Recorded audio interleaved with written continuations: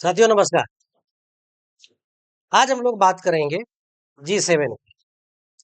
ये G7 जो आप देख रहे हैं, ये G7 क्या है?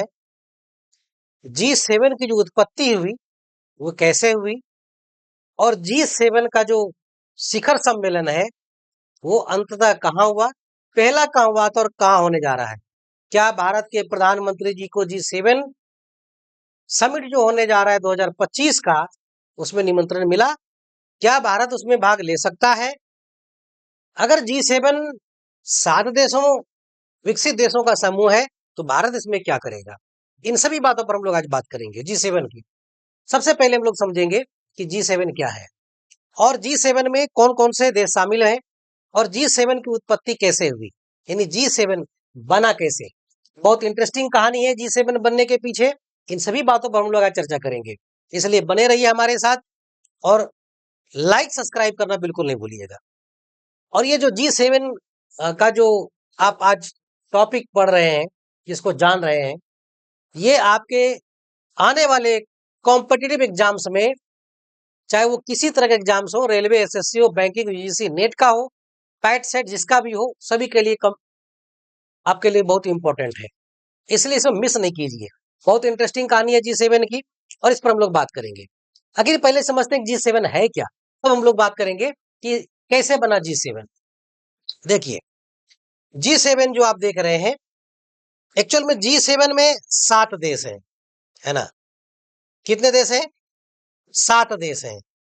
और ये 7 देशों का समूह जो है क्या है? G7 क्या है? 7 देशों का समूह है, ग्रुप है। तो G8 फिर क्या है? क्या G5 और G6 भी था? G5 और G6, G7, G8 ये क्या था? तो इन सभी चीजों पर हम लोग आज देखते हैं। सबसे पहले समझते हैं G7 क्या है। देखिए G7 में 7 कंट्रीज हैं, है ना? सबसे पहले कौन कंट्रीज है? जी का मतलब क्या है? जी का मतलब होता है ग्रुप। जी का मतलब, जब हम G7 की बात करते हैं, G7 की बात करते हैं, तो G7 में जी का मतलब है ग्रुप। क्या है जी का मतलब? Group. G for group, G for group, है ना? समूह जिसको आप कहते हैं। और 7, G7 का मतलब है ग्रुप ऑफ 7। ठीक है? क्या मतलब है? Group of 7। तो कौन सा 7 भाई? कौन सा 7? ग्रुप ऑफ 7 है तो कौन सा 7 है? चलिए हम आपको बताते हैं कौन सा 7 है। एक्चुअल में इसमें 7 विकसित देश हैं। कितने कितने? 7 विकसित देशों का समूह है ना? ध्यान दीजिएगा, 7 विकसित देशों का एक ग्रुप है जिसका नाम है G7। इसमें कौन कौन से देश हैं? यूएसए है, यूनाइटेड स्टेट्स ऑफ अमेरिका, है ना? ये कनाडा का है, कनाडा है। और ये यूके है, यूनाइटेड किंगडम है। ये फ्रांस है ना, जो आप देख रहे हैं यहाँ पर।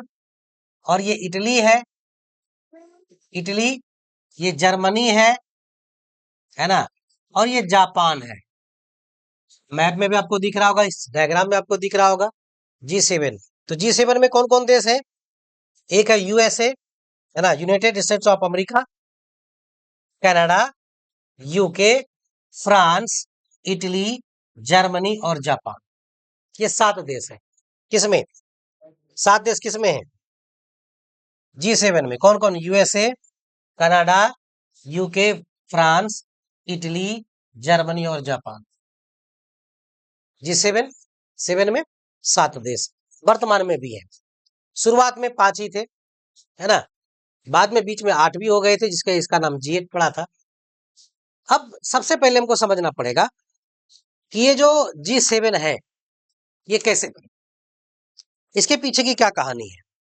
तो इसके समझने के लिए हम आपको लेके जाना पड़ेगा आपको 70 के दशक में। 70 के दशक में ये जो आप G7 देख रहे हैं, जिसमें कि यूएसए है, कनाडा है, यूके, यूनाइटेड किंगडम है, जापान है ना, इटली है, फ्रांस है, इन ये सारे 7 देश हैं, है ना? और यह 7 देशों का फ्लैग देख रहे हैं, ये फ्लैग है ना, 7 देशों का G7 में। 1 2 3 4 5 6 7। अब समझते हैं कि इसकी उत्पत्ति हुई कैसे। अगर इसकी उत्पत्ति के बारे में हमको जानना है तो हमको जाना पड़ेगा कहाँ? 1970 के दशक में। कब जाना पड़ेगा? 1970 के दशक में, है ना। G7 70 के दशक में क्यों? इसको हम लोग जानेंगे, इसका वैलिड रीजन कि 70 के दशक में हमको क्यों जाना पड़ रहा है। देखिए, एक्चुअल में G7 जो है ना, G7 1973 में जो है तेल संकट उत्पन्न हुआ था। तेल, वैश्विक स्तर पर तेल का जो है भारी संकट उत्पन्न हुआ, उसी के कारण जो है G7 का गठन हुआ। अब ये तेल संकट क्या था? किस कारण से तेल संकट उत्पन्न हुआ था? अभी जो आप फिलिस्तीन और इजराइल के बीच में आप जो लड़ाई देख रहे हैं, है ना, ये लड़ाई जो देख रहे हैं, इसके पहले एक लड़ाई हुई योम किप्पुर का युद्ध, नाम था योम किप्पुर। देखिए, योम किप्पुर युद्ध 1973 में हुआ था। 1973 ईस्वी में। कौन सा युद्ध? योम किप्पुर। ये योम किप्पुर क्या है? योम किप्पुर क्या है, इसको भी समझते हैं कि योम किप्पुर क्या है। एक्चुअल में क्या है कि जो यहूदी होते हैं, है ना, यहूदी का एक त्योहार होता है योम किप्पुर। क्या होता है? यहूदियों का एक त्योहार होता है योम किप्पुर। देखिए, नाम है योम किप्पुर। क्या होता है? यहूदियों का त्योहार, है ना। जैसे हम लोग होली दिवाली मनाते हैं, उसी तरह यहूदियों का त्योहार होता है योम किप्पुर। तो इसी दिन जो है मिस्र और सीरिया, देखिए, इसी पर्व के मौके पर, है ना, इसी पर्व के मौके पर जो है मिस्र और सीरिया, तो मिस्र और सीरिया, ध्यान दीजिएगा, इन दोनों ने मिलकर जो है इजराइल पर चढ़ाई कर दिया। किस दिन? इसी पर्व के दिन, योम किप्पुर पर्व के दिन किस पर चढ़ाई कर दिया? इजराइल पर हमला कर दिया। इजराइल पर हमला। तो शुरुआत में जो है मिस्र और सीरिया जो है इजराइल पर भारी पड़ रहा था। किस पर? इजराइल पर भारी पड़ रहा था। लेकिन बाद में इजराइल ने जो है अमेरिका के सहयोग से, इजराइल के सहयोग में जो है अमेरिका आ गया। इजराइल के सहयोग में अमेरिका आ गया। अमेरिका ने इजराइल का सहयोग कर दिया और यहां पर इजराइल जीत गया। इजराइल की जीत होती है। कब का है ये? टाइम क्या है? तो ये जो प्रारंभ होता है इजराइल 6 अक्टूबर का दिन होता है। 6 अक्टूबर 1973 ये जो यहूदी त्योहार है योम किप्पुर, इसी दिन था। और इसी दिन सीरिया और ये मिस्र ने मिलकर इजराइल पर हमला कर दिया। और इस लड़ाई में शुरुआत में तो मिस्र और सीरिया इजराइल पर भारी पड़ रहा था, लेकिन बाद में क्या होता है कि बाद में जब अमेरिका इसके साथ आ जाता है इजराइल के, तो ये जो मिस्र और सीरिया है ये हार जाते हैं और यहाँ पर इजराइल जीत जाता है।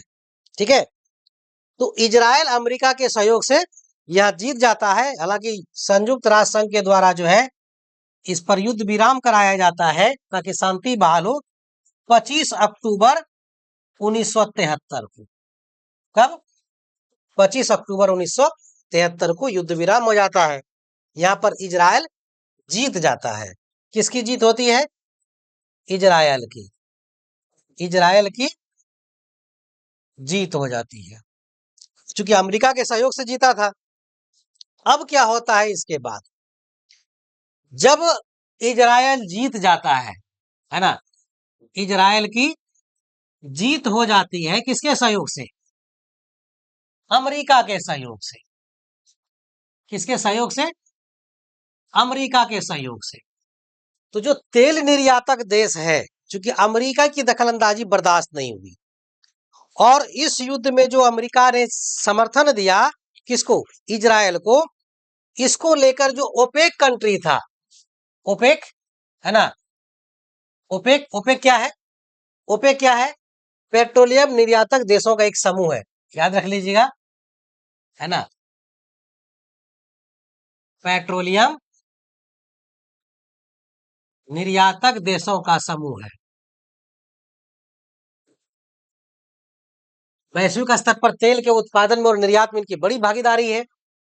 तो ओपेक जो था, यानी ओपेक जो संगठन है, पेट्रोलियम निर्यात और उत्पादन करने वाली कंट्रीज का, देशों का, उन्होंने समझौता कर लिया और तेल के निर्यात पर प्रतिबंध लगा दिया, तेल के निर्यात पर रोक लगा दिया। ठीक है, तेल के निर्यात पर रोक लगा दिया। क्यों? क्योंकि अमेरिका ने जो इजराइल का साथ दिया इसलिए, है ना। जब ये तेल पर रोक लगा दिया गया तो 1973-74 जो साल चला, इसमें वैश्विक स्तर पर जो ईंधन का था वो संकट हो गया, तेल का संकट हो गया, वैश्विक तेल संकट हो गया। वैश्विक स्तर पर तेल की कमी हो गई, तेल संकट हो गया, यानी तेल की कीमतें बढ़ी, है ना, तेल की कीमतों में वृद्धि हो गई। कीमतों में वृद्धि तो हुई ही, कमी भी हो गई, ईंधन की कमी हो गई वैश्विक स्तर पर, ईंधन की कमी हो गई। अब इसी को लेकर के जो है विश्व के जो विकसित देश थे, जो 7 विकसित देश हम लोग कहते हैं, वो 7 विकसित देशों ने जो है एक ग्रुप बना लिया। हालांकि शुरुआत 73 में ही हुआ, 73-74 में चला, लेकिन ये ग्रुप जो बना 1975 में बना। ठीक है, कब बना? 1975 में। हालांकि इसका जो स्टार्टिंग चल रहा था, जो नींव चल रहा था पहले से। तो जी जो 7 था, है ना, शुरुआत में 5 ही था, बताएंगे कब 7 हुआ। तो अभी जो G7 है, इसका जो पहला शिखर सम्मेलन हुआ, ध्यान रखिएगा, पहला शिखर सम्मेलन जो हुआ वो कब हुआ? 1975 में हुआ। ठीक है, नवंबर 1975 में, याद रखिएगा, नवंबर 1975 में हुआ, 1975 में। कहां हुआ? तो ये फ्रांस का एक जगह है, फ्रांस का जगह है, उसका नाम है एम्बोनिलट, है ना, एम्बोनिलट। यहीं पर पहला शिखर सम्मेलन होता है। कहा? एम्बोनिलट। और इसमें उस समय जो भाग लिया तो 5 देश थे, इसमें 5 देश थे, 5 देश, और 5 देश को आप G5 भी कह सकते हैं। 5 देश कौन कौन था? तो 5 देश था, अमेरिका, इंग्लैंड, फ्रांस, देखिए, अमेरिका, इंग्लैंड, फ्रांस, जर्मनी और जापान।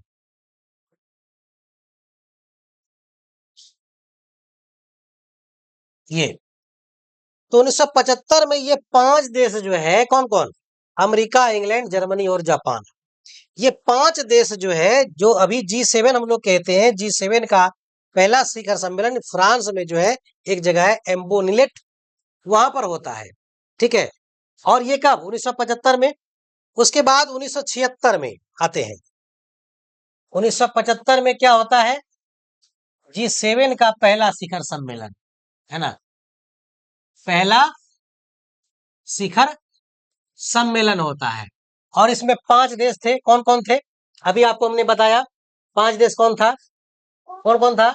अमेरिका, है ना, अमेरिका था, इंग्लैंड था, फ्रांस था, जर्मनी और जापान था। ये 1976 में क्या होता है कि 1976 में दो देश इसमें और शामिल होते हैं। कौन कौन इसमें शामिल होते हैं? कनाडा और इटली, है ना। कब? 1976 में इसमें दो देश कनाडा और इटली शामिल हुआ। इटली शामिल हुआ G7। अभी जो G7 है, तो 5 और 2 7 हो गया, है ना। 5 और 2 7। उसके बाद 1997, कब? 1997, 21 जून 1997 को। कब? 21 जून 1997 को रूस भी G7 में शामिल हुआ। रूस। और इस तरह से अब इसका नाम हो गया G8। क्या हो गया? अब इसका नाम पड़ गया G8, G8, ग्रुप ऑफ 8। ध्यान दीजिएगा, तो G7 से G8 हो गया। लेकिन फिर बात आती है 2014 की। 2014 में क्या हुआ? 2014 में एक देश इस 8 जो ग्रुप ऑफ 8 हो गया था, उसमें से एक देश को बाहर किया जाता है। वो देश कौन सा है? वो है रूस। तो 2014 में रूस को जो है G8 से बाहर कर दिया। क्यों हुआ? इसका कारण था रूस का क्रीमिया पर अधिकार, है ना। रूस क्रीमिया युद्ध हुआ था, रूस का क्रीमिया पर अधिकार, इसी के कारण जो है रूस की सदस्यता जो है वो समाप्त कर दी गई। रूस की सदस्यता समाप्त कर दी गई। तो अब इसमें फिर बचे G7। अब इसमें G7 यानी 7 देश बचे। 7 देशों का समूह ही बचा, इसलिए फिर इसका नाम हो गया G7। अब इसका नाम G7 हो गया। फिर से 8 हुआ था, फिर 7 हो गया। ठीक है, क्या हो गया? 7 हो गया। चलिए, अब तो ये आपको पता चल गया कि भाई G7 जो है इस कैसे बना। 1973 के तेल संकट से जो है G7 का जन्म होता है, यानी इस उत्पन्न होता है। 5 से फिर 2 हो गए 7, 7 से फिर 8 हो गए, 8 से फिर 1 जो है कम हो गया। अब सवाल होता है कि G7 है, इसका मुख्यालय कहाँ है? देखिए, G7 का कोई मुख्यालय नहीं है। ध्यान दीजिएगा, अगर कहीं आ जाता है तो ध्यान दीजिएगा इस पर। G7 का कोई मुख्यालय नहीं है, ठीक है, और ना ही इसका कोई चेयरमैन है। इसकी अध्यक्षता कौन करता है? जिस देश में इसका आयोजन होता है वही इसकी अध्यक्षता करता है। किसका? G7 का, है ना। यानी जो संपूर्ण खर्चा होता है आयोजक देश ही उठाते हैं, और इसका जो अध्यक्ष होता है, ठीक है, इसका अध्यक्ष जो होता है, जो आयोजन करता देश होता है वही होता है।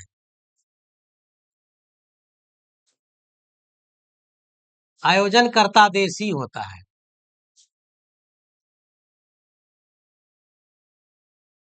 ठीक है, यानी जो आयोजन करता है वही होता है। अब देखिए, ये तो हो गया आपके पास किसका जो मुख्यालय है कहीं नहीं है, आयोजन जो करता है वही होता है। ये व्यापार के मामले पर, खास करके व्यापार रक्षा के मामले पर ये बैठक करता है अपना। कौन? G7। अब जो G7 के जो हाल में शिखर सम्मेलन हुआ, G7 जो शिखर सम्मेलन हुआ वो कौन कौन सा हुआ और कब होना है, और इसकी जो सम्मेलन होता है इसका, है ना, G7 का जो सम्मेलन होता है, शिखर सम्मेलन इसको कहते हैं, राष्ट्राध्यक्षों का सम्मेलन होता है। और इस सम्मेलन प्रतिवर्ष होता है, हर एक साल होता है। और अभी जो महीना है, जो मई जून का महीना है, इसी मई जून के महीने में होता है। किसका? जो G7 है इसका शिखर सम्मेलन का जो है बैठक, सम्मेलन, कॉन्फ्रेंस। अब देखिए अगर हाल में इसके कॉन्फ्रेंस को देखेंगे तो 48वां शिखर सम्मेलन है ना, और कौन सा है, अभी कौन सा होना है वो भी बताएंगे आपको। हाल में 3-4 लिखते हैं।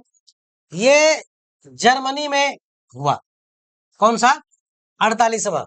कब हुआ भाई, 26 से 28 जून 2022 को, 26 से 28 जून 2022 को कौन सा शिखर सम्मेलन हुआ, 48वां।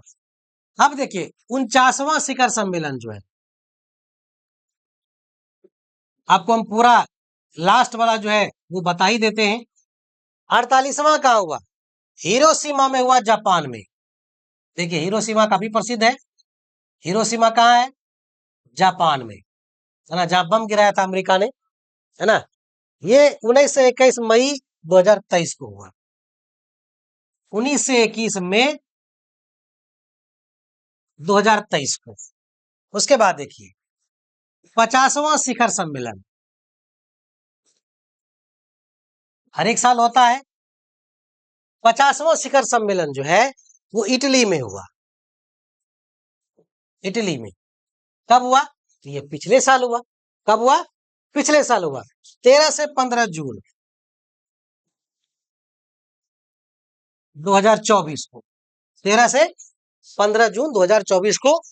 और अभी 25 में जो होना है, 25 में इसका 51वां शिखर सम्मेलन होना है, इसको ध्यान रखिएगा। पिछला कहाँ हुआ था, इटली में, कब, पिछले साल। और 51वां शिखर सम्मेलन जो होगा G7 का, वो कहाँ होगा, अभी कनाडा में होगा। टूडो से चला था बड़ा बड़ा लूडो, टूडो वाला लूडो भी खेला था, है ना। उसके बाद कॉर्नी आ गए, वहां के PM बन गए, तो मामला कुछ सुधरा है। तो अब कहाँ होगा, कनाडा में होगा। और अल्बर्टा एक जगह है कनाडा में, इसको लिख लिया, अल्बर्टा, अल्बर्टा कनाडा। कब होना है भाई, तो अभी बस जस्ट होना है 15 से 17 जून को, 15 से 17 जून 2025 को होना है, ठीक है। अब विशेष बात क्या है, 51वां शिखर सम्मेलन जो होना है, ये तो आप देख ही रहे हैं कि कब होना है, इसी 25 में होना है। यहां से आपको सवाल बन सकता है कि 51वां G7 का जो 51वां शिखर सम्मेलन है वो कहाँ होना है या कहाँ हुआ। चूंकि 25 में ही होना है, तो कहाँ होना है, अल्बर्टा कनाडा में। अब इसमें मोदी जी को भी नियंत्रण मिला है कॉर्नी के द्वारा, वहां के जो प्रधानमंत्री कनाडा के हैं, मोदी जी फोन पर बातचीत हुई और मोदी जी को भी निमंत्रण दिया कि आप भी आइए G7 में। अब देखिए G7 विकसित देशों का समूह है, वहां पर भारत क्या करेगा, लेकिन निमंत्रण मिला है, तो ये भी हो सकता है कि भारत में कोई ट्रेड डील भी हो जाए, है ना। क्योंकि अभी अमेरिका जो है पूरा टैरिफ पे टैरिफ, टैरिफ पे टैरिफ, टैरिफ टैरिफ खेल रहा है, चीन वाला भी टैरिफ टैरिफ खेल रहा है, तो हो सकता है भारत को भी कुछ खेलने का मौका मिल जाए। अब यहाँ पर अगर हम बात करें G7 ये 7 देशों की, तो इसकी जनसंख्या, G7 की जो कुल जनसंख्या है, इस 7 देशों में रहने वाली टोटल पॉपुलेशन जो है ये 780 मिलियन है। कितना है, 780 मिलियन। पूरी विश्व का 10%, वैश्विक आबादी का 10%, है ना, वैश्विक आबादी का 10%। और वैश्विक GDP का भागीदारी जो है, अगर वैश्विक GDP में इसका हिस्सा देखेंगे, वैश्विक GDP का कितना प्रतिशत, वैश्विक GDP का करीब 30%, 30%, वैश्विक GDP का 30%। और वैश्विक संपत्ति जो है, वैश्विक शुद्ध संपत्ति,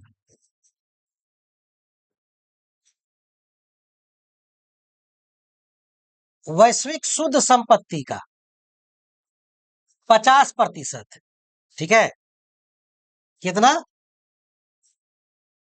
50% भागीदारी रखता है ये G7। तो ये जो आपने आज देखा, ये G7 के बारे में आपने देखा, G7 के बारे में आपने पढ़ा, ये जाना कि G7 क्या है, कैसे इसकी उत्पत्ति हुई, G7 कैसे बना, कौन कौन से देश शामिल हैं, G8 क्या था, G8 से रूस को कब बाहर किया गया, क्यों बाहर किया, ये सारी चीजों आपने देखा। तो ये जानकारी आपको कैसा लगा हमें कमेंट सेक्शन में जरूर बताइएगा। लाइक करना नहीं भूलिएगा और शेयर कर दीजिए तो बड़ी मेहरबानी आप पर, आपकी बहुत मेहरबानी। इसे लाइक सब्सक्राइब और शेयर करना बिल्कुल ना भूलिएगा, है ना। आज इतना ही रखते हैं, आएंगे फिर दूसरे दिन हम वैश्विक संगठनों के बारे में लेकर के, जो आपके कॉम्पिटिटिव एग्जाम्स के लिए जरूरी है, जो आपको जानना जरूरी है, जो वर्तमान में या वैश्विक परिदृश्य में जिसको जानना काफी आवश्यक है, उन सभी चीजों को लेकर आएंगे। आज के लिए इतना दीजिए, धन्यवाद।